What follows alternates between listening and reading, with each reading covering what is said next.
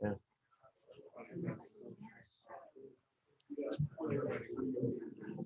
Yeah, ours is climbed back in June and fell off like 288. Today it's back up to like 340. It's come up just in the last week or so. My Robin Hood. Good. I guess you can buy. Can you buy stock, or you're not subject to blackout periods? So you don't have any material information. You just know the Yeah, I mean, I'm assuming I can. I never have. I've always been given my stuff. Yeah. But I'm assuming I can.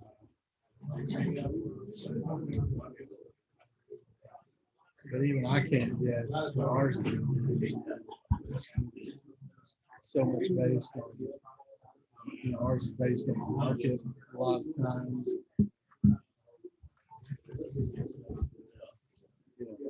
It's hard to predict even with inside information what it's going to be. I mean, you can probably predict the real more long term, but for short term gains, short term what it's going to be.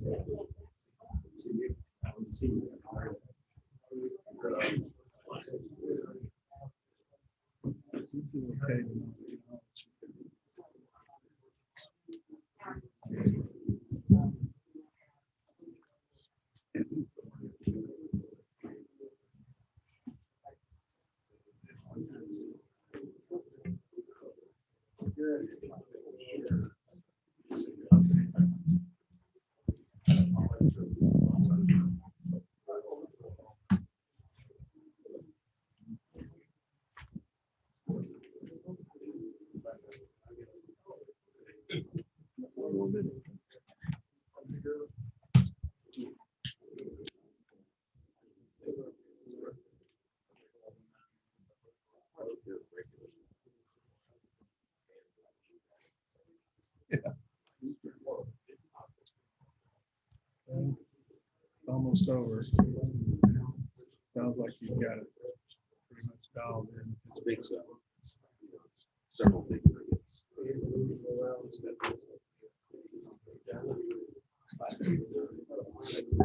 She said that's become. Good afternoon, everyone. Good to have you here at the regular August 10th, 2021 Belton City Council meeting. Appreciate your attendance today. Today, the Pledge of Allegiance to the United States flag will be led by Councilmember Craig Pearson. The Texas flag will pledge to the allegiance. Pardon me, let me start over with that one. The Pledge of Allegiance to the Texas flag will be led by Assistant City Manager, Chief of Police, Gene Ellis, and I will be giving the invocation. Join the pledge. I pledge allegiance to the flag of the United States of America and to the republic for which it stands, one nation under God, indivisible, with liberty and justice for all. Honor the Texas flag. I pledge allegiance to thee, Texas, one state under God, one and indivisible. Please join me in prayer. Dear God, thank you for the opportunity to serve you in this community, to serve our citizens in this community. We give you thanks for all the generous blessings that you've given us over the years. We ask your protection during these perilous times. We pray your hand of protection over all of our people. We especially ask your healing hand on all those who are suffering from the terrible pandemic. And we ask your special protections for our children and our educators as they prepare for a new school year. Also for our medical workers and our first responders as they continue to risk their lives for the safety of others. Help us to know your will and to do it to the best of our ability. Forgive us when we fail thee. In your name we pray. Amen.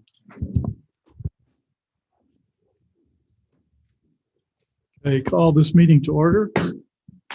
We have public comments, but briefly before that, Just want to say a word of thanks to city staff, police, parks, fire, public works, everyone. There was a big event in Yeti Folk Park on Saturday.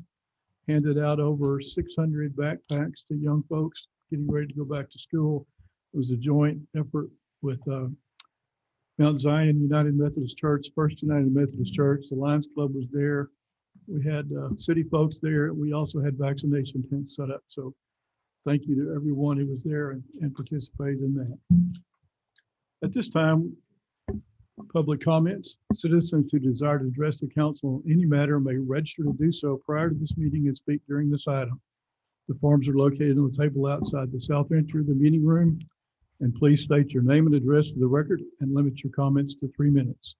Also, please understand that while council appreciates hearing your comments, state law prohibits them from one, engaging in discussion other than providing a statement of specific factual information or reciting existing city policy, and two, taking any action other than directing staff to place the matter on a future agenda.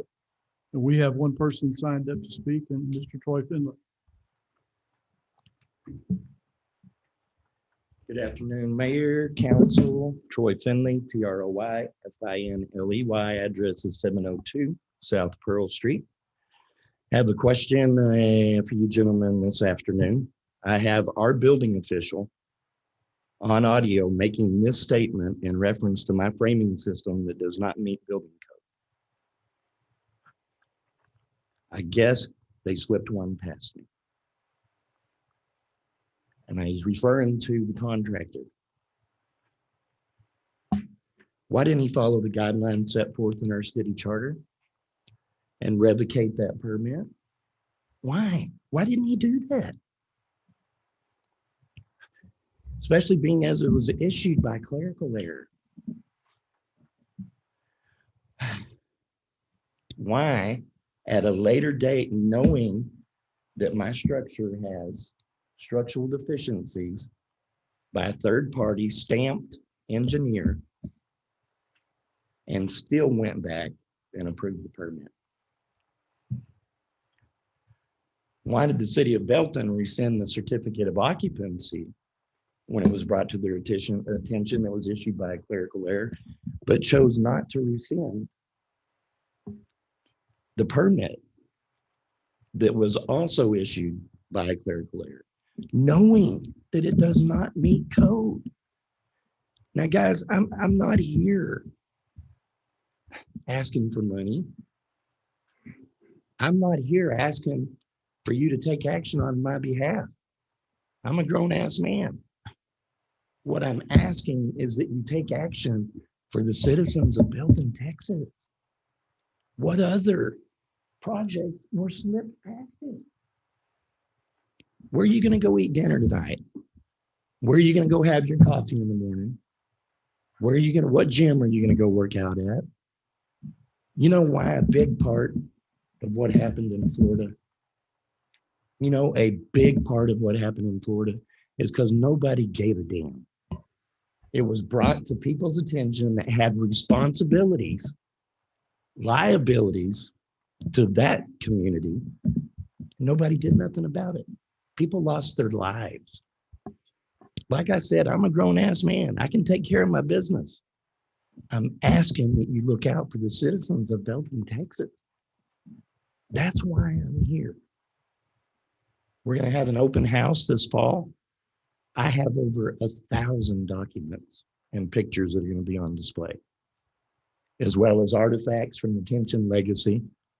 The gentleman who's the room across the way is named after. I have over 100 violations that I've come up with so far. I'm gonna have to hire an accountant just to reconcile that. That is ridiculous. 10 seconds, Mr. Finley. Some of those include no permit. There's still no HVAC permit, no inspections, but they were approved. Was allowed, the contractor was allowed to Mr. facilitate Finley, your 3 business minutes are up. Thank you for your time. on my behalf after the permits were expired. Thank you. Please, I'm asking you, take some action. Go out there and make sure this. The next item on the agenda is consent agenda. Items 3 through 6 under this section are considered to be routine by the council and may be enacted by one motion. If discussion is desired by council, any item may be removed from the consent agenda prior to voting at the request of any council member and will be considered separately. Item 3, to consider the minutes of the July 27th, 2021 City Council meeting. Item 4, to consider facade improvement grant application to renovate the property at 206 East Central Avenue, located in the downtown Belton Commercial Historic District on the north side of Central Avenue, west of North Penelope Street and east of Northeast Street. And item 5, consider a request to abandon a portion of the stormwater easement at 804 Damascus Drive to authorize the city manager to execute an encroachment indemnity agreement. Anyone wish to pull any item 3 through 5? I'd make a motion that we accept items 3 through 5 as presented. Second. All in favor, please say aye. Aye. Motion passes unanimously. Item 6, the regular agenda, is to consider adopting a resolution authorizing the creation of a regional emergency communications district as proposed by the Board of Directors of the Central Texas Council of Governments. Mr. Listy. Thank you, members of the council. Appreciate the chance to present this item to you tonight. The CITCOG Board of Directors has recommended the creation of a regional emergency communications district. This has come about as in an effort to try to receive full recovery of the 50-cent fee that's on residents and business cell phones and landlines. There have been issues in the past about the full reimbursement of those funds to the COG to operate the 911 communication system. There's certainly some advantages for this establishment of an emergency communication district. I've listed those there. Certainly the creation of this subdivision is a regulatory entity, not a taxing entity. It would provide a more predictable source of funding that would allow them to implement a capital improvement program. And really important one has to do with the fact that the local control of policy and budget matters would be left at the local level, at the COG level. What happens right now is every state legislative biennium, the funding level is subject to change. And oftentimes, as has occurred this past session, after the fact, there's been a reduction in the funding that was anticipated. And so this has been evaluated a number of times in the past few years. Seems like what has happened now is that line has crossed where it's at our disadvantage not to create a district at the COG level. This is not a simple process. It's one that requires resolutions by all 39 entities, cities, counties, all across the region in the seven county COG region. It's going to take a little time to do that. The item has gone to a number of entities so far, was presented to Bell County this past week. They're asking all the cities to take action initially, and then the county would be the last one to implement this action. Talked to Judge Blackbird today. They are supportive of the item, but they would be the last entity to adopt, because as the 39th entity adopts, the entity comes into existence. And so they want to be the last one. So the action appears to be in the cities, Bell counties, and certainly the COG's best interest to do so, and we would recommend approval. I would mention that Jesse Henniger from the COG is here. He's provided a handout to you that we've distributed to you. There are a couple of items. If you have any questions, certainly Jesse can answer those. And there's a couple of sheets in there having to do with the financial implications of this that he could answer, and then any other questions you might have as well. Jesse, come up. Thank you. Good evening. It's Jesse Hinnich, just for the record. Sorry. Yes. Okay, so as Mr. Lissy mentioned, if you look on the slide, it says historical funding levels. You can see there, it kind of bounces around. It's all over the map a little bit. But typically, the revenue that we receive as a region is around $6 million per biennium, about $3 million a year. You see where it bounces up to over 7 million and then almost $9 million there. We did receive additional funding for one, Next Generation 911, which is an enhancement of our current 911 system that we have right now. So they did give us some extra funding to help implement that, which we are in the process of doing and spending those funds as we speak.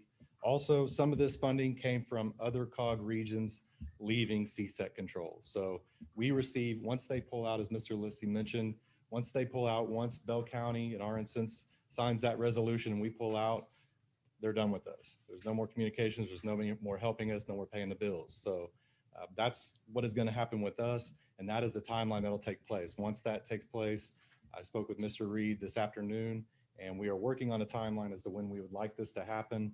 Probably going to be sometime between February and August of next year. We're estimating, and that's just based off of trying to prepay as many bills as we can so that they come out of CSEC funding as opposed to what we will need to pay for later. In addition to that, that $6 million range right there it's a pretty comfortable dollar amount. We toss this around, my team and I, and Mr. Reed and my boss, Ryan Nelson.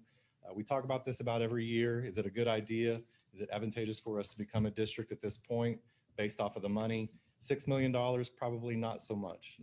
It's a pretty good number to stay with them. Plus we have the support of CSEC if anything were to go wrong.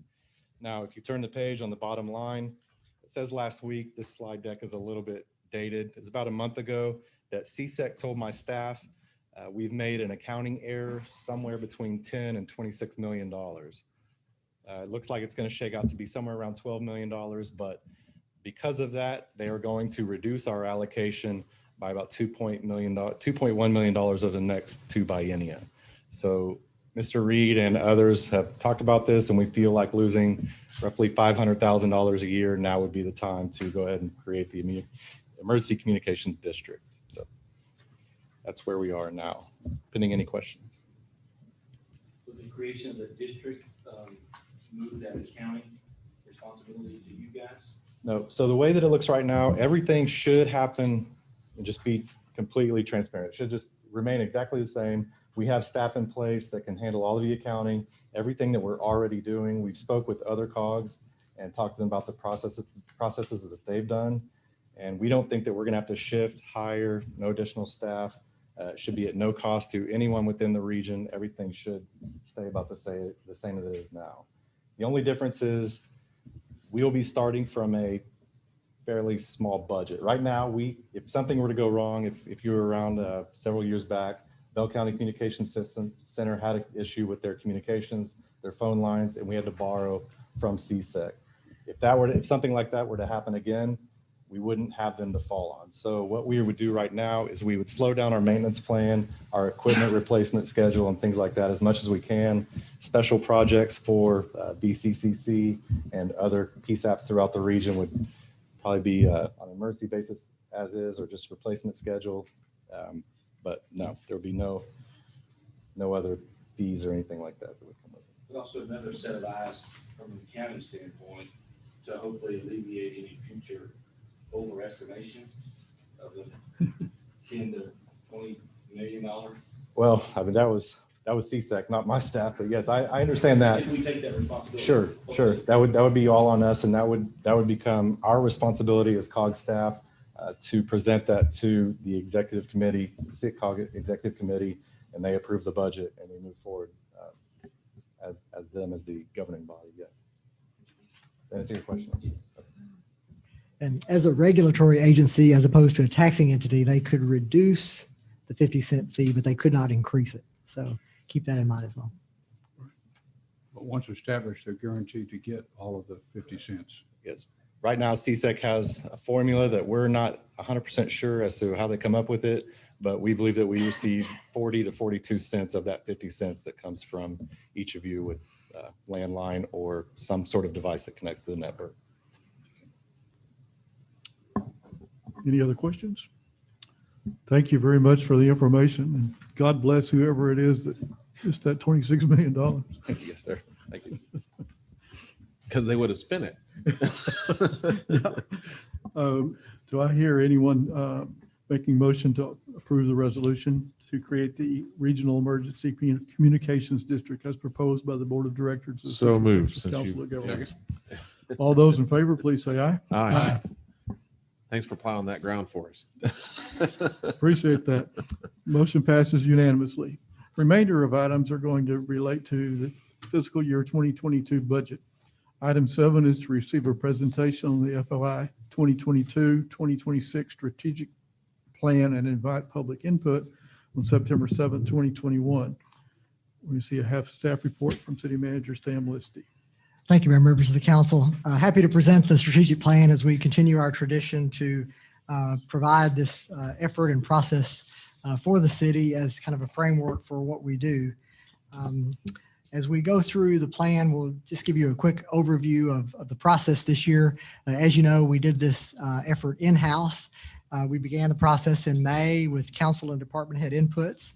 And last year, we kind of focused on the theme of balance in our efforts to update the plan. This year, we focused on sustainability for the next 5-year planning period. The plan reflects achievements in 2021, which will guide us into the future.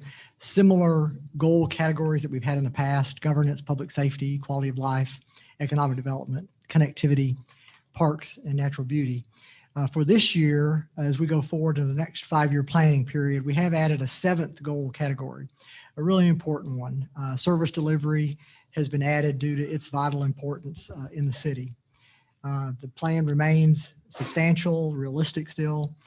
The plan also looks at the goals for this current year and indicates the status of those, many of which have been completed, the charter update and other items. The trail along the interstate is just about complete. And then a number of the other items are multi-year in scope. And then we have 21 goals presented for fiscal year 22. Just running through the goal categories briefly and some of the key components in each one. In the first one, governance, there's kind of a policy emphasis this year as we look to articulate a growth management strategy given the growth that's occurring all around us. We want to complete the TERS plan update with the city and Bell County, and then to refine our development review standards, always working to try to simplify and expedite that process. Public safety, kind of a year for analysis as we look for addressing the strategic needs of both the police and fire department. In quality of life, a significant effort has been made to develop the CIP and to incorporate that into our budget and planning process for the city. Street maintenance as well as street reconstruction. We've talked about the capital improvement plan and funding some of those items out of fund balance. On water and sewer, the Northwest Belton water tank is being bid right now, and we'll be coming back to y'all with hopefully a bid award in September on that item. And then the sewer plant on FM 93, there'll be some future expansions of that during this planning cycle as well. Storm drainage needs, capital equipment replacement. And then this year we'll be looking at doing an interior study for the library as most of the outside improvements have now been completed. In economic development, a lot of opportunities here. An important one I'd like to mention is just the Bdc Marketing Plan, which is underway now, as well as the other items. And so that group is underway and looking at the needs as the pressure in the downtown area continues, and beginning to look beyond that core area for kind of what comes next, basically. We want to complete the I-35 and I-14 sewer and water infrastructure to again respond to the growth needs there and coordinate all our city and BDC efforts, working with Judy and Cynthia on those items. In connectivity, looking at all the projects we're working on with TxDOT, Loop 121 construction should get underway late this year, early next year. Some design and right-of-way and planning work for the widening of FM 93 eventually. The Central Avenue Bridge in Yeti Pope Park. We're working on a bridge replacement program with TxDOT, and then continuing planning in the FM 2271 area for area circulation. Service delivery is the new component for this year, and I would just like to say again, as we began this process several months ago, the emphasis of service delivery, customer service, and employee compensation were significant and were really expressed by council members and department heads as they came forward and we were updating the plan. In the past, these items were scattered throughout the strategic plan, and it seemed like an appropriate time to consolidate those and bring those all together for proper focus and emphasis. And again, it's my judgment that service delivery is just so important and so vital to Belton's quality of life that it merits elevation to a unique goal category. And that's what we're proposing for you today. The outcome statement that would go along with service delivery is Belton delivers excellent customer service by valuing those who deliver services to its citizens. And the 5 goals are shown there. Exercising servant leadership in the delivery of customer service, comprehensive employee compensation, recognizing talent attraction and employee retention is really important to our mission, personnel adequate to meet community needs, and so important, the partnerships that supplement staff resources. So these components represent a really fundamental and explicit focus in the updated plan, and it's imperative that we provide the funding to address compensation comprehensively in upcoming budgets. So our process at this point going forward is we've updated the goals for the out years, certainly built with council and management direction and staff input. The updates will keep the plan refreshed as we go forward. And with your support, we'll put this on the city's website for public review and comment for this time period. We invite public comments at the September 7th meeting, and at the September 14th meeting, in conjunction with budget adoption, we'll recommend adoption of the ordinance approving the plan update for the next 5-year planning period. Are there any questions I could answer from the council? Thank you, Mr. Lissy. Questions or comments from council members? Well done. Yeah, and I think the objectives are good considering the current market conditions, because our neighbors are not sitting still, and so we need to maintain competitive quality of life for citizens as well as employment. So it's good. Thank you. I agree, David, and I was glad to see that added as a standalone, because we've talked about it for years, and I know we've worked real hard on it. So I think that was a good idea to go ahead and put that in there the way you did. Okay, thank you. Any other comments from council members? And September 7th, we will entertain public comment upon that issue. And then on September 14th, we will hopefully adopt that plan, strategic plan. Okay, thank you very much. Thank you. Item 8 is to receive a presentation on the fiscal year 2022 proposed annual budget for the city of Belton and a staff report from Director of Finance, Mike Rogers. We won't take any final action on that tonight. Thank you, Mike. Good afternoon, Mayor and Council. I'm very pleased tonight to present the proposed annual budget for fiscal year 22. Total resources in the fiscal year 22 budget will be $36,227,000. Total expenditures will be $34,049,000. You can see there on the right the differences between the proposed 22 budget and the amended 21 budget. It's just a kind of big picture. Several things that are included in the budget for fiscal year 22. We have $650,000 budgeted for street maintenance next year. You'll recall the strategic plan asked to maintain $500,000, but we're exceeding that even in the fiscal year 22 budget as it's proposed. We also have some of those PD rank structure, fire rank structures that council approved earlier in the year, as well as addressing some employee compensation. The proposed budget, when we put it all together, we could do these items with a tax rate of 62 cents per $100 of taxable value. We'll talk more about tax rates as we go along. The debt service fund will use $80,000 of reserves to lower the debt rate portion of the total tax rate. Also, no utility rate changes are scheduled for 22, and the water and sewer fund will put $1.9 million aside into its capital project funds for some critical capital projects in our CIP.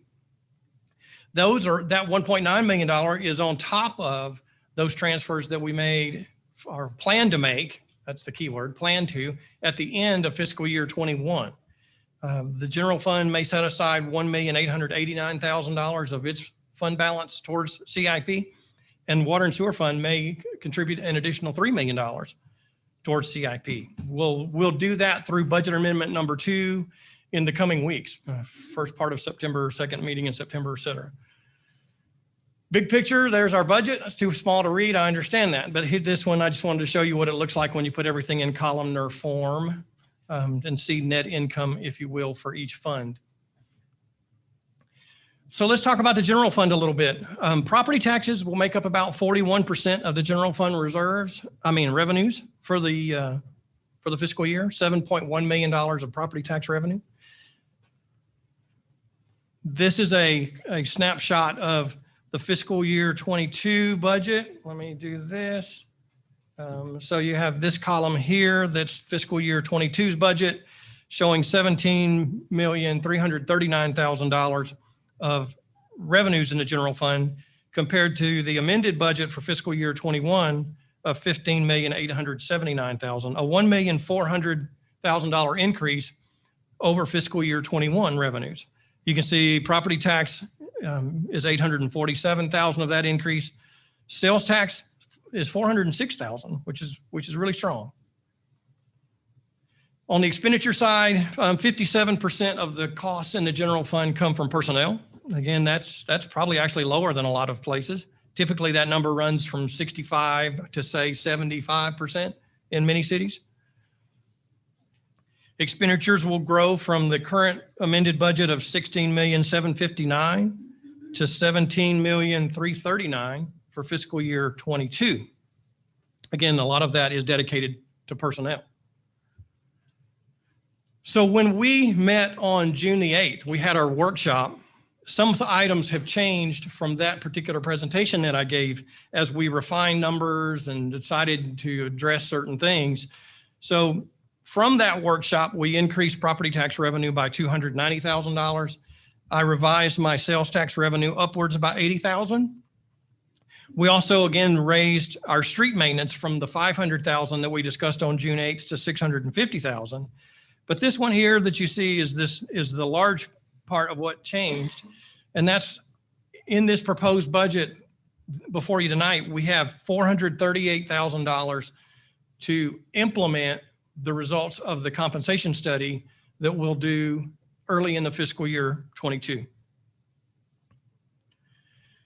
Moving on to the debt service fund. Debt service will bring in, the debt service fund will have resources of $1,180,000. $65,710 of that comes from reserves. We will have debt service expenditures of the same amount, $1,180,000. So during our workshops, it was mentioned again using $80,000 of reserves, and that's exactly what we did. We have in the proposed budget as it stands now. And Mike, that'll cut our debt service rate from about 10 cents to maybe about 8 cents. You're correct, sir. You'll see that shortly. So moving on to the hotel occupancy tax fund, we have revenues of $183,000 and expenditures of $180,000. Slight increase to reserves for fiscal year 22. What's important is that $183,000 kind of puts us back to pre-pandemic levels, which is amazing in such a short period of time for our hotels out there. That's really good to see. In the TERS fund will have revenues of $2,514,000 and expenditures of $2,210,000 for the year. Some of those changes, again, that we made from the previous workshops is I had to lower my projection by $354,000 from that original projection. The original projection was based upon estimates provided by Bellcat in April. And then I applied kind of the historical growth to the TERS, 15% or so in that value. And it did not come in at that. So because the values were lower for the TERS than what I expected them to be when I was just doing that math, we had to reduce revenues from that previous workshop on June 22. So will we update that process a little bit to make sure that we capture true value or an updated value? It's difficult to do. We have today's certified value, and that's $246 million. The problem is when they give me an estimate, when they give you an estimate of your total property values in April, Bellcat doesn't provide any breakdown of what that is. It's just, this is the total value for the city. So, but we don't get all of that, obviously, for general fund purposes. So I have to back out what I think TERS would do. The previous 3-year average of growth in the TERS was 15%. And it was fairly consistent each of those years. And that's why I took last year's number and multiplied it times 1.15. And so I was estimating the value of the TERS to be like 270,000. And actually today it's 246. And that's what caused that delta. It's just difficult to do. It's all based upon just kind of historical is all I was doing there. I thought some of that was from protesting appraised value. That is correct. Good. So the other weird thing, TERS has some strange things value-wise. The value for the TERS today is $246 million. That's the certified value for 21 tax year. During the calculation of the taxes, what we were provided last year's for the 2020 value was like 242 million. So that's a slight, I mean, that's only a small increase. But when we got down, after they go through protests and everything like that, their final certified value for the TERS for last year was 220 million. So really the increase is from 220 to 246, not 242 to 246. And so the growth, I think in the total growth for the TERS was something like 8% or some number like that. I have that down here. 1 second. 8.7% was the actual growth in the TERS, not 15. And so that's why we had to bring those numbers down a bit. Still good growth in the TERS, don't get me wrong. But I believe the fall from the 240 to the 220 was those protested values that you're talking about. Moving on to water and sewer, 57% of our revenues in water sewer come from water, 36 sewer, good mix there. So revenues increase $1.6 million over this fiscal year 21 budget. Well, I need to tell you that 1.6 is not entirely representative of the growth. This budget that we had this time last year, we were in COVID mode. And so we reduced our revenue projections for this current fiscal year, not knowing what the impact of that was going to be. We never amended these revenue numbers upward. You can see the big difference between 9.9 million and 9 million. That's all because of that very conservative, very low budget that we put in place for fiscal year 21. The real increase, the better way to look at it, is the difference between this budget and then this fiscal year 21 estimate. That's a 5.5% increase in revenue from the current year, where we expect to end the current year. And so that's really more in line with what we expect. Well, that's a big change in revenue from budget. Yep, you're correct. So what we ended up, I'm sorry, say again? 18% increase in revenue? Right. Well, and it's really not. That's what I'm saying. It's the real increase is more like this 5%. Again, we just didn't, this budget was way too low. And I would not have calculated in that manner had we not really been trying to go conservative with revenues last year or for this fiscal year 21. It was the method that I calculated that. Expenses on the utility side, very well spread out among categories.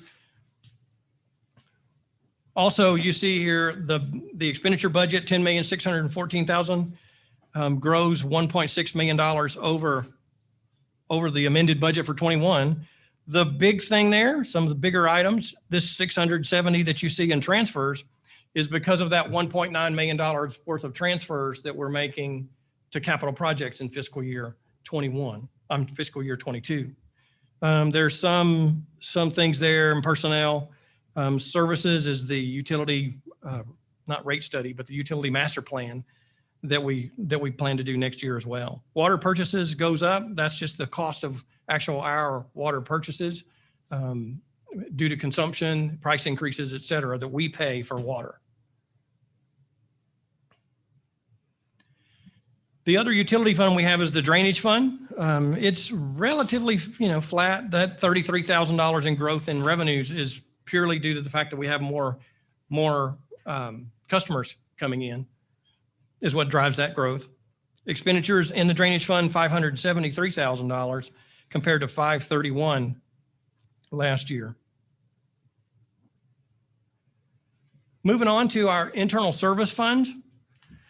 We have two of those. The IT fund will have revenues. Quick question for you. Yes, sir, So please. One of the things you'd mentioned earlier was that salaries and the kind of the study, right? Correct. On that. So that's just a line item. So those, if it ends up being that certain departments get an increase, that's not reflected in this budget. That would be, there's one line item, right? That we're gonna go up $100,000 in salaries. Yeah. But then you'll see, okay, well, this much went into the drainage department. This Right, much went- exactly. Okay. What we're doing I just today. wanted to see if it's okay. No, It's that's consolidated currently. It's not dispersed. that's correct. Okay. So the budget, the plan is this.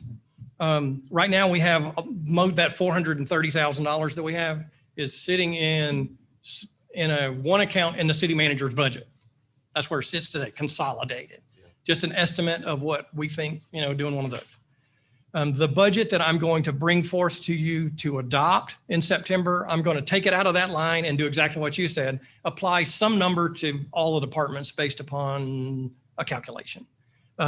What actually will happen is whenever salaries do or are modified based upon the study, obviously actuals are going to be more or less than what we just put in there for budget. Yep. But we'll at least have those costs in the right personnel kind of categories. Okay. You're exactly right. Yeah. Thank you.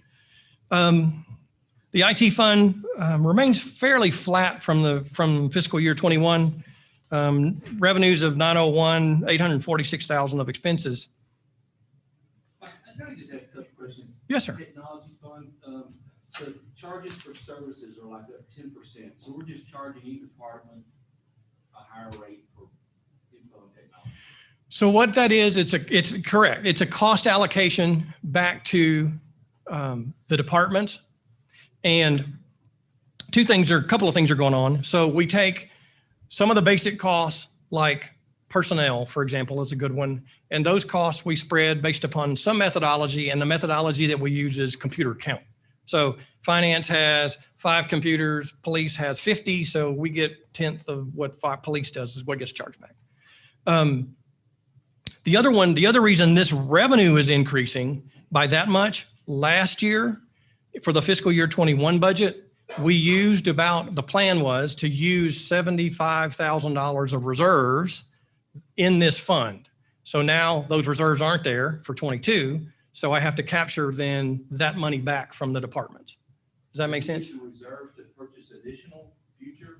Not any longer. No, we did it that first year because that first year is when I rolled over some of the capital project funds that we had that had that money in it. I put that into this fund, and that's where the money's available. 55,000 to it again this year. So what should happen is this fund really should never go negative from this point forward because it's setting aside for future purchases and as part of that equipment replacement plan that we have going on.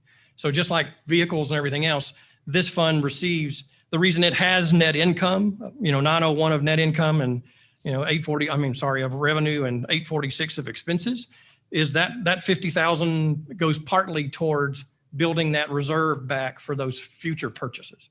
And so this fund and the building maintenance fund will typically have some amount of net income for that purpose, for those future costs.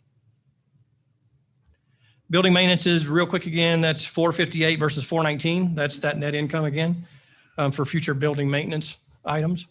I have one question here. Yes, sir. Kind of nitpick this apart, but so under the maintenance expense, our maintenance went down like 11%? Correct. This 131 that we have budgeted in the current year includes $60,000 worth of HVAC costs that we used or we're using in 21, replacing HVAC units. Again, I think we used some of that money that we'd been setting aside that we needed to replace a bunch of units this year. Next year, we won't have that many to replace. So that's why that's going down 61,000. Great questions, by the way. Yes, sir. So the goal, to that point, the goal is to level out the impact, right? Correct. To build some capacitance to allow for the big years where we got to spend an extra $60,000 for AC and the next year not have to spend it. Correct. Just kind of get an average. Correct. And you're using some kind of, again, I think follow on with John's, when we start seeing, I don't know, more users or more software licenses or more HVAC units, you'll then up or down your maintenance based on some metric of correct. X% of What happens assets. is you're correct. And you'll see the best way to look at that is in those two parts. Now that it's its own fund, the revenue, the contributions from other divisions into these funds, these internal service funds, that's exactly what you want to have level, fairly level based upon future, expenses that you're. But you also have to look at the expenditure side. The expenditure side itself is going to go up or down based upon when we're actually budgeting those items, because you have to budget that expenditure. But you're right that you want that smoothing of all of the contributions coming in, and you want to recover that revenue for when you have the expenditure spikes. That's exactly right. So again, this is, I think, more the governing question is, how do you determine what that level is generally? Not all the math. Are we looking at, let's just find a high watermark and pick it? Is it a certain percentage of total assets? Is it based on historical usage? I mean, generally speaking, because I think the concern is if we build up a capital asset replacement plan that has $100 bazillion in it, and we use $8 a year, then it's too big. Correct. Right. Then, and we want to make, but if it's $0 in it and we need $100 bazillion, well, then it's too low. That's correct. So to answer your question, for example, for the IT fund exactly does the exact same thing as one of the vehicle equipment funds. We have purchased, say, 40 MDTs for police cars this year. We know those things are typically going to last 5 years. So we're going to have to we're going to put out here 5 years out, replacing all 40 of those machines. So it's truly equipment replacement. So we take we schedule out what we need to replace and when, and then we start applying the dollars backwards and then try to level to make sure we have that money back there. It works exactly the same way with a vehicle replacement. I buy a truck today, I'm going to replace it in 10 years. Pick a price, and then divide it by 10. Works exactly the same way. So the second part of that is 100% correct. So you don't want to, nor should we ever build up a mountainous amount of reserves here unless we can justify that we have some big cost coming later. IT fund shouldn't have a lot of that other than because most of the stuff that it buys isn't that expensive. So who controls that? Well, the finance director does, but it's also all of my customers for the IT fund. So you got to remember other departments are contributing to this. And if I start building up a huge reserves, I have to explain it to Chief Ellis why he's paying so much money into this fund and I'm sandbagging him, right? That's really what keeps us honest. Is the departments who are contributing are the ones that going to make sure that we don't build this big pile of money up. That's the police of it, literally and figuratively. Does that answer your question? Okay. Moving on to EDC. This is another one where we did not amend this fiscal year 21 budget yet anyway. So this $759,000 difference between the fiscal year 22 and the fiscal year 21 is a little bit misleading, if you will, just because we haven't raised that budget like we did in the general fund. Essentially, what I'm budgeting is a 6% increase in sales tax revenue over that fiscal year 21 estimate. So it has $2.4 million of revenue, but it's only planning to spend $685,000 of that. And those expenditures are fairly flat. This 150 that you see here in transfers, that's for a preliminary, preliminary study, not really study, preliminary design, I guess, of a potential project for Capitol Way extension. We'll see where that goes from there, but that's what that 150 is. So to finish up on the budget, sales tax revenue, I'm thinking right now I have a 6% increase. That may change a little bit as if either when we adopt or soon after. We'll see where we end up. Again, that's based upon, and we've been much higher than that the last couple of years. But if you go out to a 5-year average or so, it's closer to that number, 6%. We have 650,000 currently in this proposed budget for street maintenance, 3% merit up to for employees, as well as these health insurance costs. We don't know what those are going to be yet. I mentioned this, what we're calling a down payment on the implementation of this compensation study. We don't know what that number is going to be, but I can tell you my gut's telling me we're going to be closer to $1 million to implement that thing than we are to 400. I don't know that to be true. We'll find out after that study's done. Mike, when do you anticipate getting the health insurance? We will start that very soon. If not, likely we'll likely start it in September.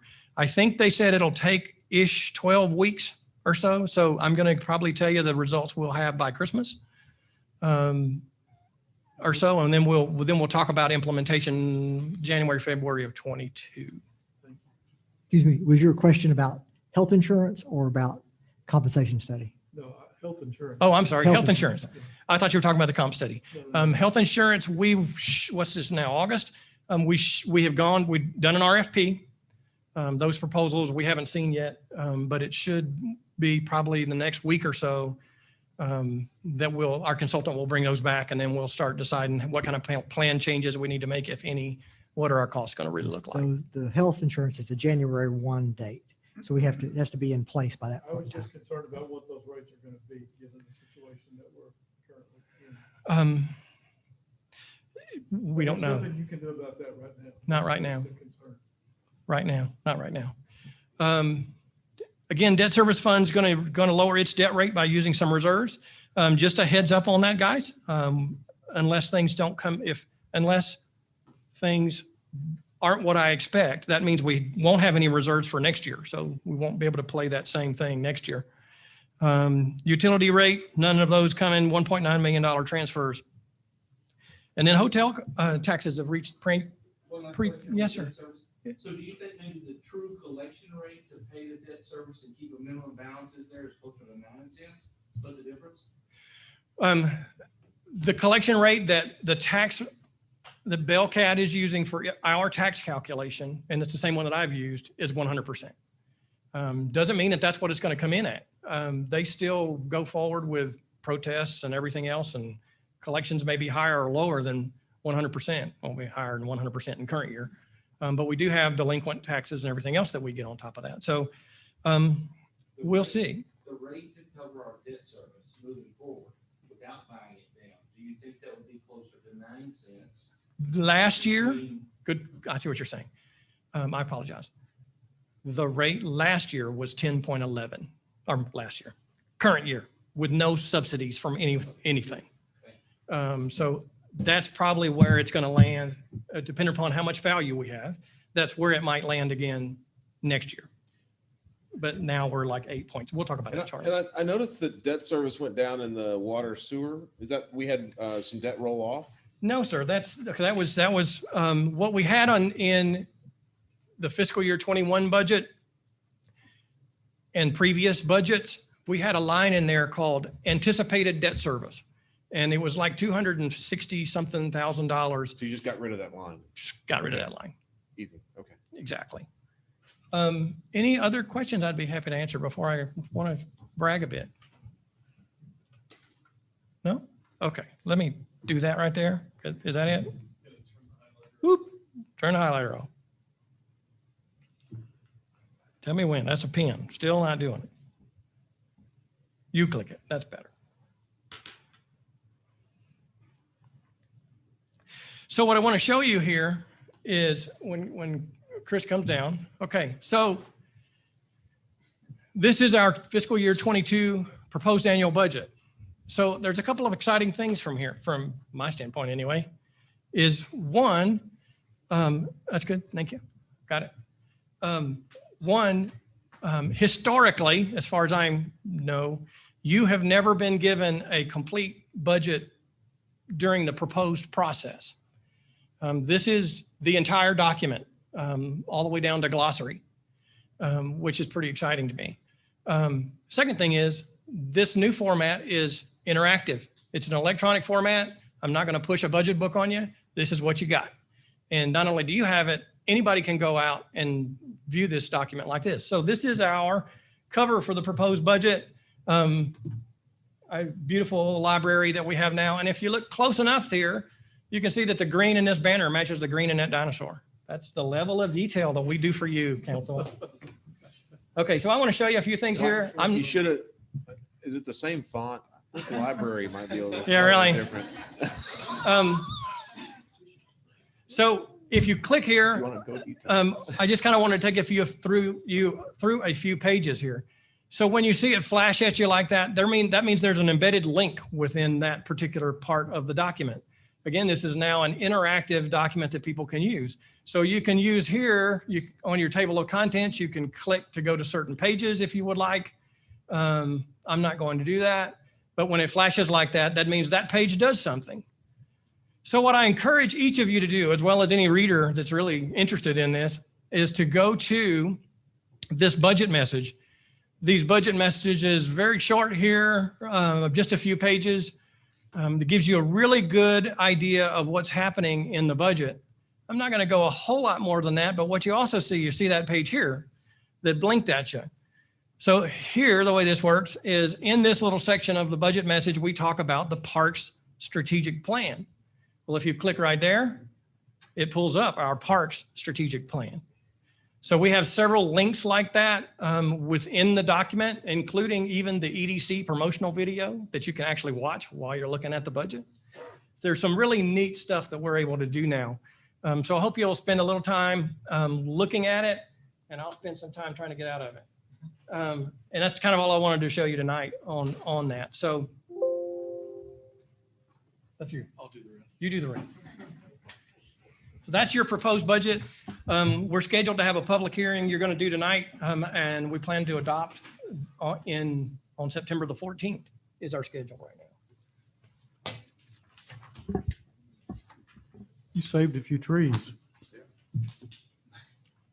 So does it interactive, can I like have a slider bar on tax rates and expenditures? Like, is that interactive? Maybe next year. What we do have is a link to Bellcat's page for those people that complain, that want to question things. So where it comes to the tax, it's right to Bellcat's page. Super. Next item, Chris.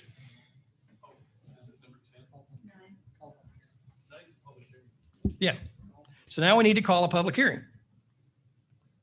Any other questions for Mike about his presentation on the annual budget? Well done, Mike. Thank Very you. well done. Thank you for the technology update. That's very impressive. I forgot to get an amen kind of halfway through Yeah. there, not boring anybody for 20 pages into a financial document. Okay, item 9 is to call for a public hearing to be held at special call city council meeting on Tuesday, September 7th, 2021 at 5:30 PM at the Harris Community Center for the city of Belton budget for fiscal year beginning October 1, 2021 and ending September 30, 2022. So moved. Second. All those in favor? please say Aye. Aye. Any opposed? That passes unanimously. So we will have that public hearing. Item 10 is to discuss and consider a proposed ad valorem tax rate for the 2021 tax year. See the staff report from Director of Finance, Mike Rogers, and the council will need to propose an ad valorem tax rate tonight. Thank you, Mayor. So tonight we're going to talk about the tax rate calculation. So the way Texas law works is your budget builds your tax rate. And so we talked about our budget first, so now we're going to go through the tax rate. The value for 2020 properties was $1,424 million. The value for those properties, total tax value for 21 is $1,556 million, or an increase of 9.3% in taxable value from 20 to 21. Of that $1,556 million, $246 million of that is that TERS value that we talked about earlier, which leaves $1,309 million of value that raises revenue for debt and O&M purposes.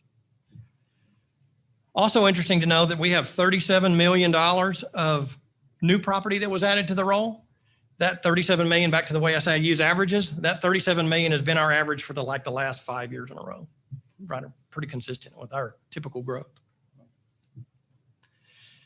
So this gives you a little idea of the decline from total market value up here at the top of $2,164,000,000 right here that you see, down to the total taxable value of $1,556,000,000.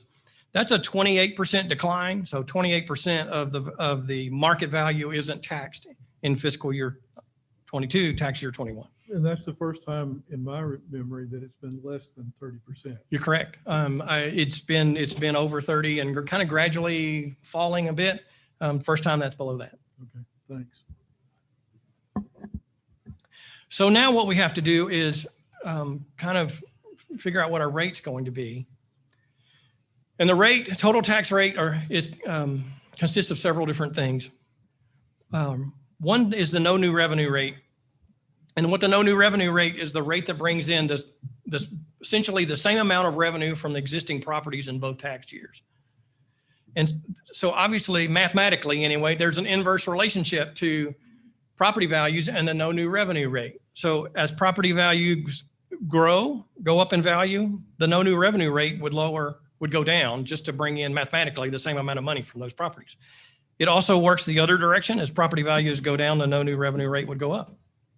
That little seesaw you've probably seen before. The voter approval rate is a different calculation. There's two components to your tax rate. There's the rate for debt service, and it's just that. It generates enough revenue to pay your bill, your bond obligations for the year. And then there's the maintenance and operation rate, which pays for essentially everything else, the normal, everyday, recurring stuff like salaries. The voter approval rate will raise 3.5% more money for M&O, and then you add the debt rate on top of that. And that is the voter approval rate, especially, well, for all cities. Now, a new thing has come in with this particular tax year, starting now anyway, and that's called the unused increment rate. So what the unused increment rate is, it's the sum of 3 years, the previous 3 years, the difference between the adopted rate for that year and the voter approval rate for that year. So in 2020 tax roll, which is our current fiscal year, we adopted 63 cents as our tax rate. The voter approval rate last year was 66.86, I believe. So that 3.86 cents we get to add to this M&O times 1.035, essentially. And that's how that unused increment rate works. This is the first year that Texas cities get to use that. That was added So recently. we're saying we're getting the benefit of not trying to go to the max? Correct. Or, so what's the bit? So That was the whole kind of part of the compromise thing Yep. of getting Senate Bill 2 done. Yep. Was just like the 500,000 that we're going to talk about next for de minimis for smaller cities. It was, hey, we're going to create this unused increment rate. So let's just keep the math easy. If every year you adopted 3 cents less than for 3 years in a row, 3 cents less than the voter approval rate, on year 4, you could add 9 cents to whatever this voter approval rate would be. That would be your unused like a increment savings rate. account. Yeah, exactly. That's exactly what, in the rate component, Future. that's exactly right. That's exactly right. Get out of jail free card. Get out of jail free card. I don't like to say that, but yeah, okay. A lot of ACs go out this year. The de minimis rate, and remember, this is all truth in taxation, right? So the de minimis rate is the rate that would generate $500,000 more for M&O plus the debt rate. Again, that was for small cities. That's for small cities, less than 30,000 in population, to help us out. When the de minimis rate exceeds that voter approval rate, then it's the de minimis rate that becomes your voter approval rate, or the rate that you can't exceed before going to voters. Enough of that. So where do we end up? So for the 2021 tax year, which is our fiscal 22, our no new revenue rate is 59.10. Our de minimis rate is 61.98. And our voter approval rate is 63.77. So tonight, you must propose a tax rate. The 6377 includes the unused or no? It does. That truly is the voter approval rate with that 3.8 cents. Otherwise, that would be less than de minimis mathematically. So again, I mentioned that our budget sort of builds the tax rate, and what we have is currently $8,121,000 of revenue in the budget that I proposed to you, gave you tonight. That includes M&O of $7,029,000 and debt service of $1,092,000. Now, when I was doing that, again, I was using estimated values based upon something they gave me in April, and using some historical, how much is TERS, how much is not a TERS, et cetera, et cetera. And so when I was doing this, I was assuming a 63-cent tax rate. But what happens is, after we got our certified values, the same amount of revenue there, I can build with a 62-cent tax rate instead of a 63-cent tax rate. But some things have changed as we go forward, and I'm going to give this to the city manager. Thanks, Mike. As we talked about, the addition of the 7th category for goals in the next 5-year plan is really an important component. And as we've talked about, service delivery emphasizes the importance of really doing everything we can to retain the folks that we've worked so hard to get, and also to attract new employees to work for us. And as you all know, in your businesses and in what you see each and every day, competitive compensation is crucial to that opportunity to secure and maintain that staff. We've had turnover because of higher pay at surrounding cities, but not only just cities, also surrounding businesses. Buc-ee's, Starbucks, obviously the $15 minimum is pressure all around us. And full implementation of the comprehensive, the compensation study is recommended. And as Mike mentioned, it may be costly. Some examples when we look at trying to bring our employees up to perhaps $15 an hour, some of those who are at the lower wage scale, and recognizing the increases that are occurring in police and fire departments around the area, really challenging to do that. We've seen some estimates in the $1 to $1.5 million range, basically. So with those falling farther behind and the pressure of the $15 minimum and the competition for staff, really critical. And I think that's what drove our recommendation to include this additional goal category. As we've talked about, we plan to do a comprehensive compensation study and get that underway within 30 days. We have a proposal that we're ready to execute with the council's support to get that underway as soon as possible, with the potential for implementation in fiscal year 22. But our ability to deliver public services to the citizens is really important as we move forward in this next year. And future budgets, as well as the budget that we're planning right now, need to adequately fund the compensation study. It doesn't make a lot of sense for us to do a study and recognize these deficiencies without trying to address the compensation needs that we have across the city. So a 63-cent tax rate would provide us almost $600,000, 570 to be exact, for this purpose. And it's certainly my feeling that that's a vital investment in our employees for fiscal year 22. And for that reason, management is recommending a 63-cent tax rate for fiscal year 22. Okay. So what would a 63-cent tax rate look like? I wanted to show you, so this column here is the tax rate for the current fiscal year. This is what it would be with the new values. So here's the decline that you would see that the debt service rate would go down, or is going down, from 10.11 cents to 8.34 cents. The levy also falls a bit for that reason. Again, we're intending to use reserves to lower that rate. On the O&M side, our rate would be 54.66 in 21 compared to a 52.89.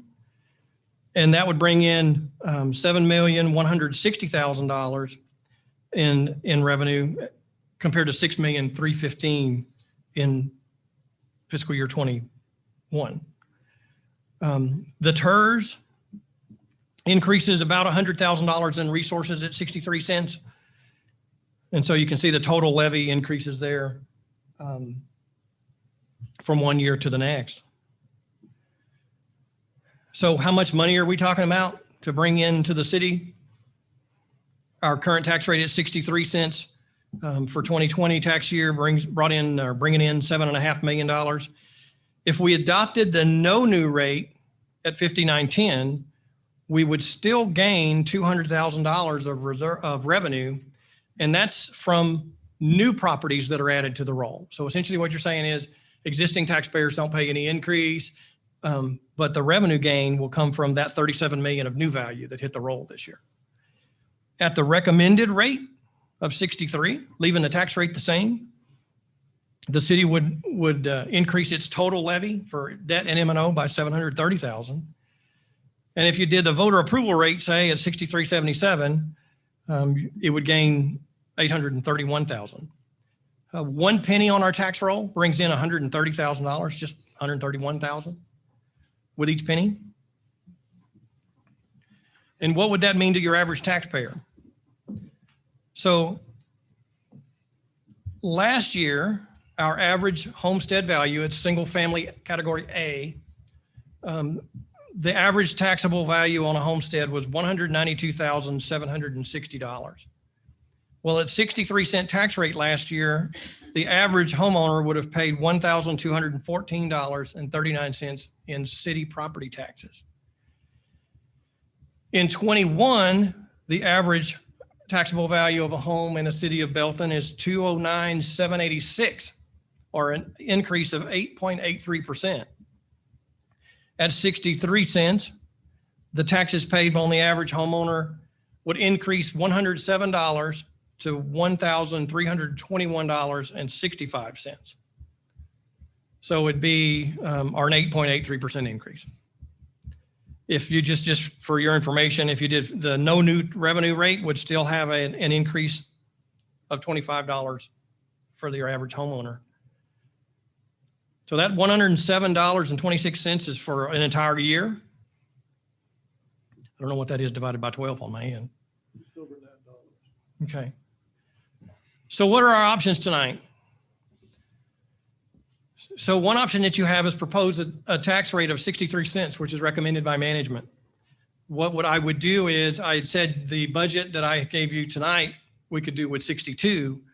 So what I would do is I would modify that budget to incorporate the additional revenue from a 63-cent rate, and I would bring that budget forward to you for adoption in September. You could go up to 63.77 without having an election, if you so chose to do, or you could propose a lower tax rate, and we could then go look at some ways we could cut expenditures or move things around, reprioritize some things. We'll talk about that shortly, where you go. So tonight we're going to propose a tax rate, City Council will, and then we'll schedule a public hearing if necessary. We're going to post those rates on our website. We're going to put a notice in the newspaper. We're going to hold a public hearing on September the 7th, and we'll adopt on September the 14th is our current calendar.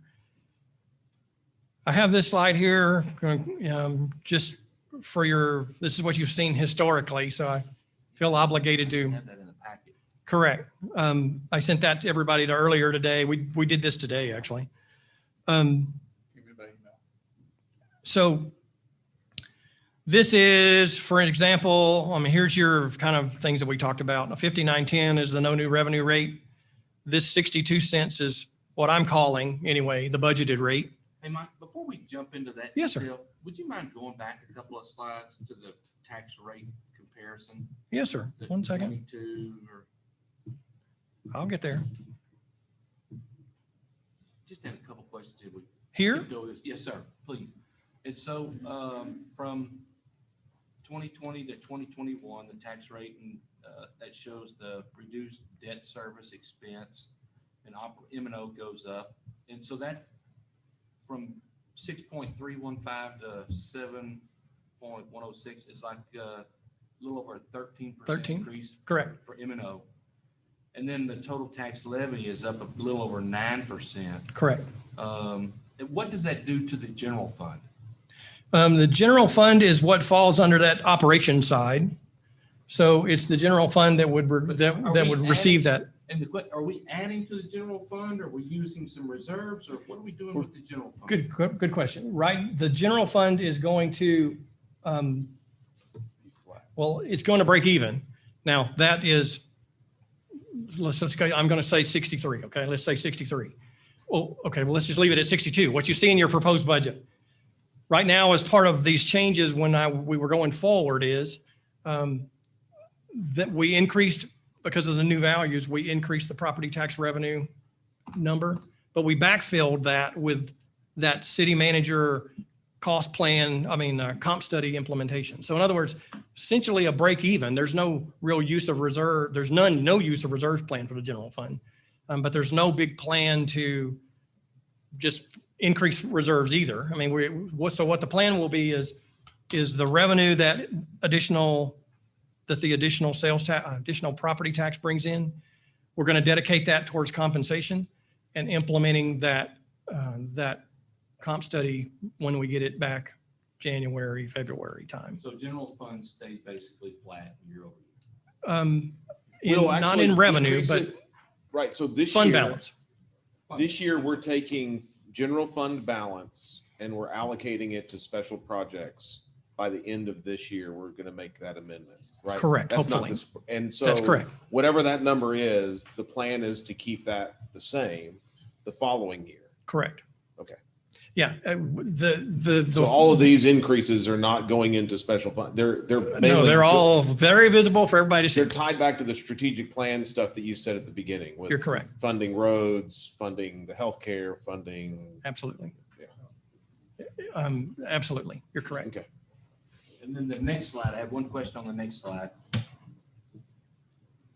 The 63 cents, the 730,000 in revenue, that really doesn't include the additional just under 2 cents from the debt service, does it? It is inclusive of debt service. Not all of that goes, that's total levy. So that's M&O and debt. So what happens is that 730 is made up of debt service going down, total revenue going down, and general fund revenue going up, and the net of those are 730 total levy.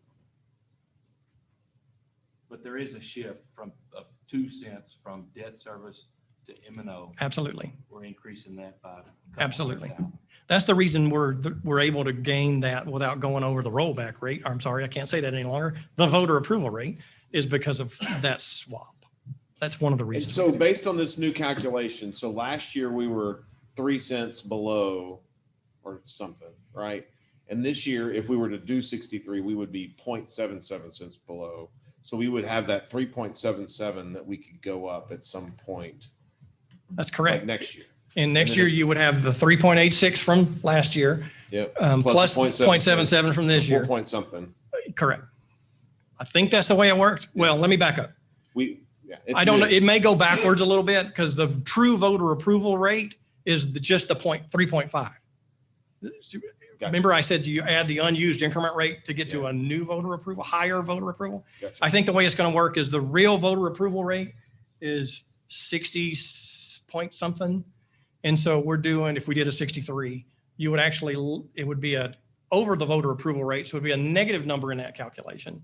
So it's going to be for next year, we would have 1 point something cents as opposed to does this make a lot of sense, really? Yeah, it's clear as mud. Making now it doesn't. So yes, we're good. It will carry over. Yes. But we're under the rate, but we're not 3.5% under or something. Yes. Whatever. Yes, Something. exactly. There's a number. There's a number. Okay. I can give you that if you really want to know, but well, I'm just curious. Well, the thing is what we set. Well, it's pay me. It's pay me now, pay me later. Spend it now, spend it later. We want to be, I think John said, good stewards, right? It's correct. So, yeah, after we do, and I don't know if we're going to get exactly there or not, but the plan is for the end of this fiscal year, we'll do budget amendment number 2. And the plan for the general fund is to set aside $1,889,000. And you remember the project discussion, we were going to use that on 13th in college, I believe. And that would take us down to, say, a 30% fund, 30% reserve level in the general fund for the end of this fiscal year. Then after 22, I'm not planning on gaining anything. I plan on using all of the revenue that I have coming in. So there would be no increase to reserves at the end of 22.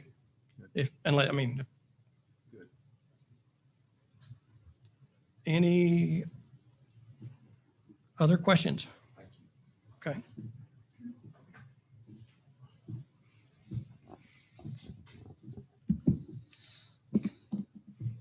I'm going to just bring it right back to that slide.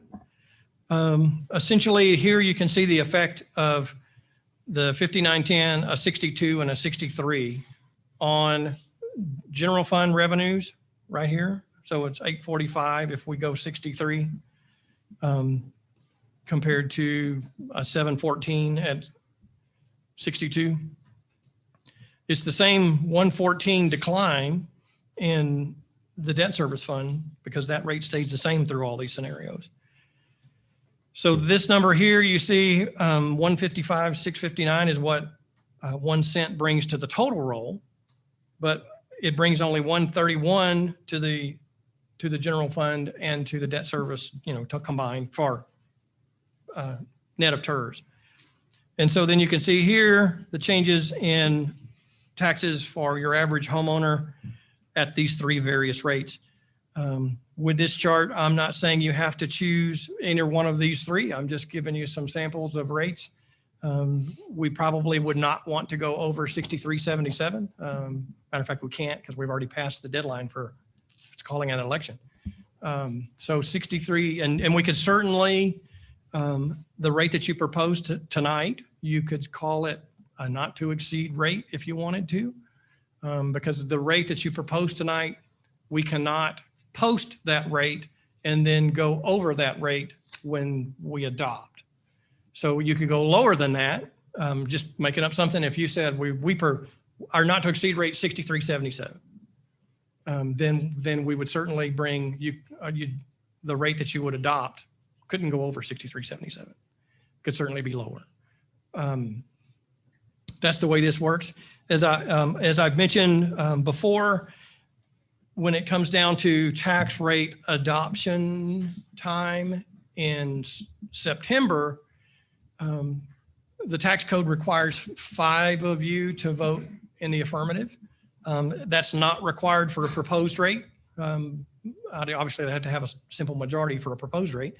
But so now is a good time to talk about it, debate it, and at least we're not adopting the tax rate tonight, but it's a good time to talk about it, to have a good, healthy debate. The floor is yours, council. I'm here to help any way I can. Comments or questions? So what was we've been averaging as far as the increase in revenue and the increase in taxable value. What's been the average over like the last, if you take last year out, because we kind of made a correction for the appraisal values, but what's been on all the years we kept the rate the same, which was a lot of years. Right. What was the average increase percentage wise? I don't know that. And I'll have that for you. That's a really good question. So you're correct. We, for many years, left the tax rate the same at 65.98. Obviously, values did not stay constant for all of those years. Well, we've got those numbers. Generally speaking, the values, the appraised values in the TERS has grown at about 6 to 7% a year. And for our general fund, it's grown in the 3-ish% on average. And then you see this hockey stick just in the last 2 years. So again, we've been pretty flat for 20 years. I mean, it's been pretty flat. Yeah. So basically, with keeping a flat rate, our budget's been going up around 3-something. I believe that's correct. Effectively. I was thinking it was around 5, but probably somewhere between 3 and 5, maybe. Yeah, my 3.5. But we did that when they did the TERS study. They did that in like regression analysis, whatever that is. So they did. There's a chart that they show. So last year, obviously appraisal values were high. It's COVID, which arguably we're still right in the middle of.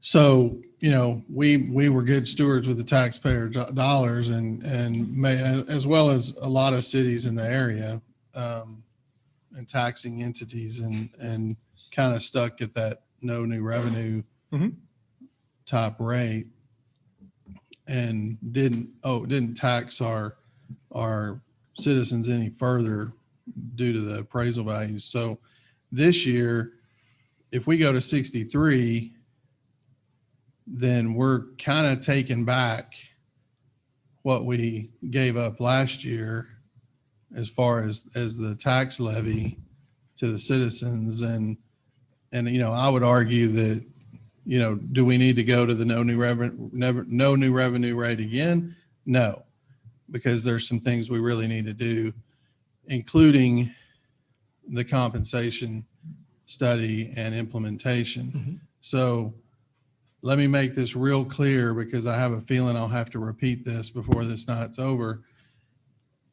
I would propose we don't go with a 63-cent rate. We at the very most do 62, maybe even 61, but we still completely fund the compensation plan, because that is a priority. That is important. So I want to go on the record saying, by saying we don't keep the rate the same, I am not saying we don't fund that issue, because that issue is a big issue, and it's an issue that's not going to get any better. It's just going to get worse if we don't do something about it. So what I am proposing, though, is if we go to 62, that's 130,000 less than what you're proposing. So I feel like we could easily find $130,000 somewhere else in the budget, whether you take 150,000 back off of streets as an example. Not saying that's the right thing to take it from, because streets are important too, but we have to be good stewards of our taxpayers' money, and we have to look out for the taxpayer. That's what we're elected to do, is look out for what's best for the taxpayer as well as what's best for the city.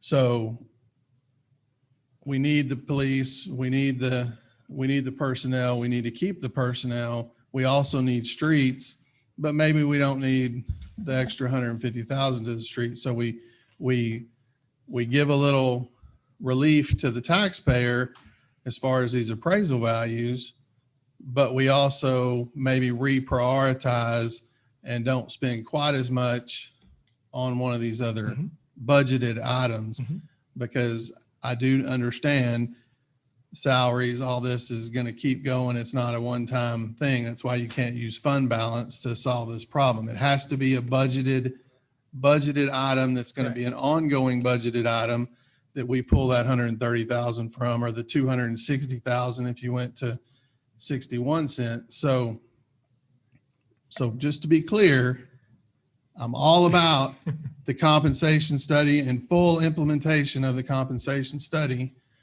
but I think we can do both. Just like we did last year, we had the same argument.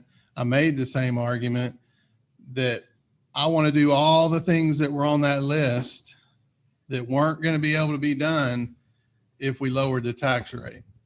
I said, I want to do all the things on that list, but I think the revenues are going to be higher, and I think we'll have the money to do them. And I'm not saying I told you so, but I think we pretty much did most of the things on that list while we still lowered the rate. So we were able to take care of the city and the city's needs as well as the taxpayer, and not overtax the taxpayer in still a volatile time with COVID. So that's kind of my 2 cents. And I won't reiterate that unless somebody accuses me or implies that I don't care about the employees and I'm not concerned about the compensation. That's your 62 cents, actually. Yeah. So, you know, and I felt the same way last year, that we needed to hold where we were. So let me, just from a functional standpoint, if there is an impasse, and if we can't, for whatever reason, 5 don't choose one way or the other, it goes to the last year's tax rate or the no new revenue rate. What's the default rate? If all else fails, this is the rate the government says you will take. Just hypothetically. The default rate would be the no new revenue rate. Okay, no new never. Okay, so I think it's really important for us to, because I think we all agree that it needs to be north of the no new revenue rate. So I think that's one thing that we need to keep in mind. The second thing is I've had 4 calls in the last 7 work days about supply chain and personnel and people. And based on the numbers that I've seen, and also just the whole infrastructure stuff, right? So there's lots of things with infrastructure. There's lots of things with people, which I think you guys are, that's the primary part of the funding here, is make sure, because not doing a street is the same as not paying off your credit card. It just gets worse, right? So, and before Angela left, she said, if you could kind of juice it up a little bit in 1 year and get us to around $1 million a year based on the number of miles of street, whatever analysis, around $1 million a year should get us to the point where we're paying the credit card. And this budget would bring us to 650, which is still deficient. So we could go up to $1 million, right? Let's just solve that. Also, when I looked at, I think Chief Ellis was the only one that I saw that actually had numbers where police officers here locally are basically being paid $10,000 to $20,000 a year less than surrounding communities, in that range. And this doesn't get us there. Correct. So whatever this, so when Guy says we want to fund it, what we're proposing is not funding it. It's just funding something. We're putting something there. And I think, and this is, I think we had talked about this when we kind of had some one-on-ones. It would be really interesting to know that if we just looked at the numbers as they, like the $1 million a year for streets, what would it be for personnel? If we were to kind of go with some general average of, if people are paid generally the same, and they don't have to be at the highest, but generally some kind of on the lower end of some bell curve average of the community, what would that be? How much? Because that's also a debt that we would have to pay. I have that, and I'm not going to give you, I'll give you a round number. Yeah. Tax rate wise, it would be to make the 50,000, the number we threw out there was the $15 and 50,000 minimum for PD and all that. Anyway, to make, let me just back up. For $1 million in additional revenue, it would take a tax rate around 71 cents. So we would need to, if the value stayed exactly where they are today, which they're not. So if we were to fund, and that's what I want to make sure that we understand, again, making everything clear, that for us to really get in the compensation where we think it needs to be, we would need to be 71 cents. Yes. And to add the other $350,000 in roads where we think it needs to be, it would be north of 71 cents. You're correct. And and one of the problems that we will start running into as far as being stewards of the taxpayer dollars is it is much more expensive to rehire somebody who left than to keep somebody who's here. And so we need to make sure we manage that tension really, really well. Because again, I don't think anybody here wants to spend too much. But I mean, we're dealing, I mean, in the product world, we're looking at potentially having to end of life products because we can't get the materials to make the product, even though there's demand for the product, which is how in the wide world of sports can we operate that way? Right. And that's what we're dealing with in this current economy, kind of post mid COVID. So anyway, but for that standpoint, I think at least between now and the end that we should probably keep it at last year's rate of 63. If we need to come down, then we can come down. But I think we've got a lot of things that we're going to have to deal with post-COVID. I would just simply say amen to that. I agree. And I don't like to give up my flexibility until I have to. I like to collect data until it's the time to make a decision. I don't want to go beyond that because now I've made a decision by not making one. But for right now, it doesn't make any sense to me to go lower than 63 or higher at this point. Then if we can debate it further, we can come down, but we can't go up. So I'm at 63. Daniel or John? I just look at the revenue that we're generating, and Yeah, I think it's 63, that's up over 9% in additional revenue in a very difficult time for the taxpayer, which concerns me. And, compensation came up 3 weeks ago. We looked at, had an individual meeting and looked at other items that we were considering, and, funding a new water tower and major water and sewer projects and a lot of things. And, want to be creative, maybe take a look at interest rates and where they are, and maybe see if it doesn't make a little sense to issue a little debt. I know that goes against some people's thoughts, but boy, interest rates are at historic low, and there may just be some other options, or other alternatives to skin in the cat. And I just think times are tough, and we haven't reduced hours, lay anybody off. I understand that our salaries are behind, and when I participated in a salary study and comp proposal 3 or 4 years ago, my big concern was compression. We raised the lower guys and made some minor adjustments to years out. And I think that just needs to be looked at in great detail, and maybe shorten the number of years of service that would comp those guys and really raise that minimum up. And once we get there, boy, I'm so willing to raise taxes to fund that. It's a little difficult for me to raise taxes to do a salary survey and try to fund that later. And I don't want to put it off, but this all kind of happened in a pretty short period of time to get this done. And maybe that's just the way we're operating now, post-COVID and employee shortage and pay additional unemployment dollars. And so some of that's changing. And I think we could manage closer to the 62-cent rate, give the taxpayers some relief, and do some maybe other creative things. But a 9% increase in revenue is a big jump. I guess it's my turn. So I'll just say, I mean, this makes me very uncomfortable right now.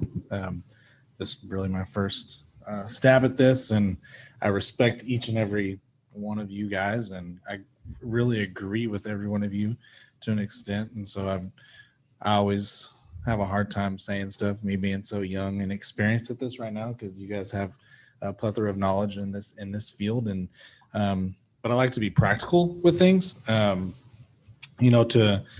To Guy's point about, we don't want to overtax our citizens, but then to David, some other points about, we're going to fall short on some things. Just like was mentioned the other day, as great as Chief Ontno and Chief Ellis are, I think people will stay around for a $2,000-3,000 deficit, but I think we're going to be in a problem even greater than our paramedic problem was a few years ago, for $15,000, $18,000, $20,000 at 1 year versus 15 year. Those are big numbers. And then other practical things is when you read through the packet and you see that if somebody reads that form and sees we have $7 million in unencumbered reserve, and then trying to raise the tax rate, that would be a big optical, I think, blow up. But for me, I feel like I live in a very semi above average home in a growing, newer neighborhood in Belton.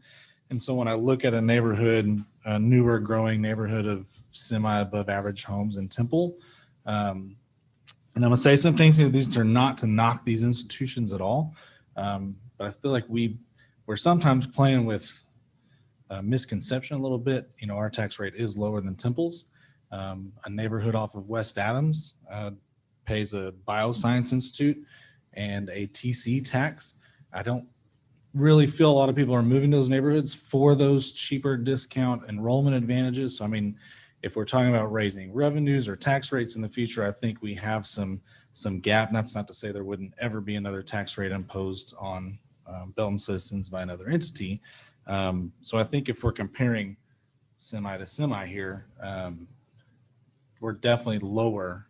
We have some room. Now, the school district could also see that, or somebody could see that and say, well, we've got some room to play with too, and eventually it could add up. But I'm all for being the best steward possible. I do think somewhere in the 62 to 63 range this year, still coming off of, like David said, a post mid COVID, but we're going to have to get super aggressive somewhere at a very near future. And to John's point, I hate to do that with taxpayer dollars. So, you know, the conversation was brought up in our meeting the other day about, I think, what's Temple's 1 penny raises Oh, it was, like 1 point something. no, it was, yeah, I can't remember that number. It's like $700 something lot. $1,000 Yeah. versus our That was the county, I one. think. I think it was 1 point something. But no, that's right. It was It was in the Temple. That's right. million. Temple was around 700,000 out of one. Okay. I would say it was closer to $1 million, but I mean, so I don't know if we can get. Well, we used to be 30 something thousand per Correct. penny. I mean, it's I was saying if there's an area to get it's more so much better aggressive, we can definitely get more aggressive in those areas, especially when, you know, not to say EDC, they do a great job, but I don't know what their net income of 1.77 million goes to, but I feel like we could use that money for some very strategic recruitment purposes in the very near future. Thank you. Okay.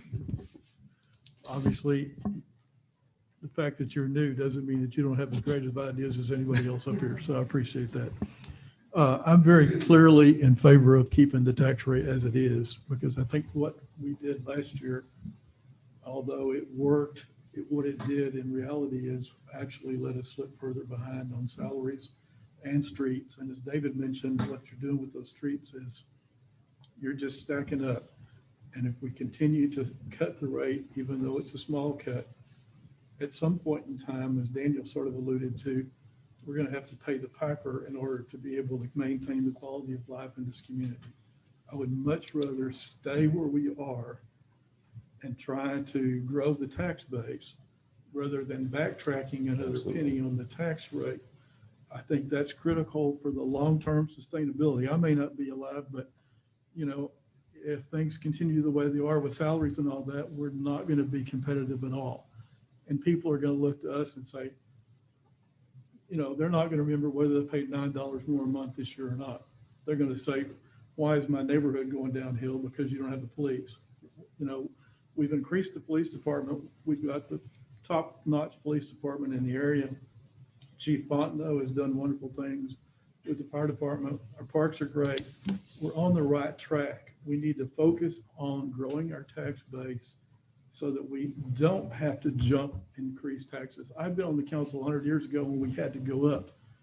Folks, going up on tax rate is not fun. And I know this increases the revenue a little if we stay at 63, John, and I appreciate your point on that. But think about it. Our tax rate at 63 is lower than our neighbors, and yet 28% or 29% of our property is still tax exempt. So not only we have a lower rate, but we're not taxing as much as our neighbors are. Mm-hmm. And it's putting us further and further behind. We cannot continue, in my opinion, to keep getting further behind. That $130,000 increase is 2 good certified experienced police officers. That $130,000 would pay for 2 police officers. Let's think about dollars and people, because that's the bottom line here. It's people being able to serve this community. And I don't want to pay any more taxes than anybody else, but I think if we go below 63 cents, we're backsliding. And I don't think that's what the people want. I know they don't want to pay another penny. I understand that, but they don't want to lose quality of life. They don't want to live in Killeen Manor. They want to live in Belton because we serve our community. And as Sam said a while ago, that number 7 on the list, that's what we're all about. We're here to serve people in Belton. And I don't think we can do it if we keep sliding back and getting further behind, because the poop's going to hit the fan. And it may be 2 years from now or 3 years from now, but you're going to be so far behind that we're not going to be able to maintain what we've worked so hard to contribute to. And I really appreciate what you said is we really want the tax base to increase, not the tax rate. Yes, and I exactly. think that what we're able to do now versus 10, 15, 20 years ago We've got so many other funding sources that are healthy that allow us. We have debt service that is not continuing to trickle up. It's staying relatively low, so we can put more money into the general fund. So I think we're on the right track. And like I said earlier, it's going to be a tension, and it's good that we have tension. Somebody wanted to pull forward, somebody wanted to pull back. Hopefully we hit it right where it needs to be. And we know this is a transition year, so we'll find out what the study says. But that being said, I personally, I think to go forward, I would recommend to maintain the rate at 63 cents. And then we'll see where it lands. Let me make one more comment because I won't have to clarify because, well, Wayne almost went there a little bit, but not quite. But I just want to clarify, we're not at 62 cents, even at 61 cents, we're not going back. The rate is going back, but we're increasing tax levy on the citizens. I think at 62 cents, it's about 6 or 7% increase, which is above our standard 3 to 4% increase all the years that we kept the rate the same. So we're not going backwards. We're collecting more money. We're collecting 7% more money than last year. So just that 62. at 62. So I agree with most of everything everybody's saying, that we can't afford to go to a no new tax rate because we will fall further and further behind. And I'm okay with leaving it at 63 tonight, but I'm not. I mean, I think it's crazy to go to a no new tax rate because of everything that's been said. All my point is, let's don't take back everything we gave in mitigation of the higher appraisal values. Let's don't make the tax appraisal district give us a big windfall in revenue. It's our job to mitigate and make sure that's a reasonable tax burden increase on the citizens. So that's all I'm saying. We're talking about 7% instead of 8 or 9%. I think what he's talking about, we're backing up, is that we're building on credit card debt. Yeah. The debt on the streets, the debt and the differential pay of our folks is going up. And it feels strongly, we've got to stay at this 63 and spend it wisely. Because we got to get to $1 million a year on streets, because we're building that credit card debt. We got to get up in the area where our folks are competitively paid. Okay, maybe $5,000 difference for quality of life, but not 15 or 20. They're going to walk, and I'd walk with them. And again, I'm all for that. I got it. But what I'm arguing is we got to use every penny of this wisely. And I'm glad to hear you agree with 63 tonight, because that maintains our flexibility so we can continue this discussion and not be bound. In light of, I think, what both Wayne and David said, and Wayne was talking about the 71 cents, some of those things, and the continuation of increases in those costs and not moving backward, I would make the motion that we I did make the propose motion. 63 cents. All you have to do is Second second. it. All you do is second. I already made the motion. It got hijacked. I second. Mayor, we're going to have a Sorry roll about call that. vote on this. Ma'am? We'll have a This roll gives us call the vote. Opportunity to reduce that, but Yes, We that's have a roll- correct. Yeah. Yeah, we can go down. We have a Yes. roll call vote. Yes. Okay, we have a motion and a second to maintain the 63-cent tax rate. And we have a roll call. Mr. Booker, we'll start with you. No, she has to call it. Oh, Oh. sorry, you go ahead. Councilmember Pearson, Yay? Councilmember Kirkley, Yes. Councilmember O'Banion, I'm gonna say nay just because I don't agree with the rate. Councilmember Holmes, or Councilmember Booker, Yes. Mayor Pro Tem Lee, Yes. and Mayor Carpenter. Yes.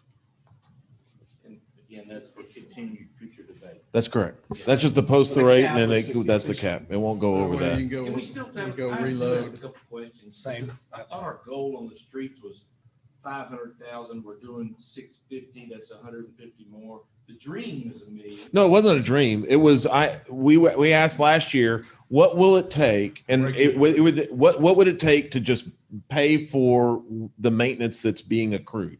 Right. And she said $1 million a year. And I think she said like 6 to 12 million, like upfront to really refurb some of these, and $1 million a year will get you there. And that's what her statement And was. one other point that came up in our discussion group was maybe TERS could start picking up some of their street maintenance. Oh, absolutely. And free up. Well, and what, And they are. and most of what TERS, and most of what TERS is doing is those things like, I don't know, like Connell, right? Things that really need that big projects that we don't have to put that on our M&O rate. Right. So it stays there, and it's got Bell County participation. So, So you get an extra third. Yeah. well, and maybe that's what we need, maybe we look at that, and maybe we can get to the $1 million a year with a combination of TERS. And honestly, BEDC has done some stuff as well in that area. So maybe we can get there with not just general fund. It's a good point. But it won't help salaries. Right. You're exactly right. Mike, The $1 million was what was recommended in the original study several years ago, that would be the goal to try to get to. And I think it came up in council discussion to try to increase the 500,000, try to get closer to it. That was the reason for the commitment to that additional 150. Mike, I have a question. In our little one-on-ones the other day, you had mentioned I'm drawing a blank. The $7 million, the general, what are the general fund? Fund balance. Fund balance. Right. Ugh, Fund balance. Yeah. Think fund. I kept thinking retained earnings. That's it. And so Yes, you're correct. you had talked about 25% is the law, 30% is our policy, To maintain our Right. rate. but It's you'd be a- comfortable going to like 35 or 40. Now, if we wanted to, like, when we talk about getting creative, if we wanted to hit $1 million this year, we could say, all right, take 500,000 and put it to streets and call it good. Because then that would allow. We're doing us to- actually more than that. We're going to do 1. No, but I'm saying add the additional, like, from basically fund balance, if you're. No, but we are doing that I this year. think we're taking fund balance to 30. Yeah, and fund then balance we've will be got around CIP 30. items that we're Oh, see, I didn't think receiving that was, okay. Yeah, we're taking that and putting a chunk of what, 1, 2, 3. Almost 2 I don't million. know. 1.9 million. I wasn't sure if that was all like confirmed, finalized. It's but- not. That's Okay. the recommendation. All right. on. Until we vote. But So that's another day. We do need to call for a public hearing. Well, that's item 11. Are we ready for item 11? I wasn't sure if we were through discussing item 10. Everybody through with 10? Satisfied. All right. We're gonna. Item 11, call for a public hearing to be held at a special city council meeting on Tuesday, September 7th, 2021 at the Harris Community Center for the proposed tax rate for the 2021 tax year. And we've already talked about this. So move. Here a second. Second. All those in favor, please say aye. Aye. Motion passes unanimously. There being no further business tonight, this meeting is adjourned.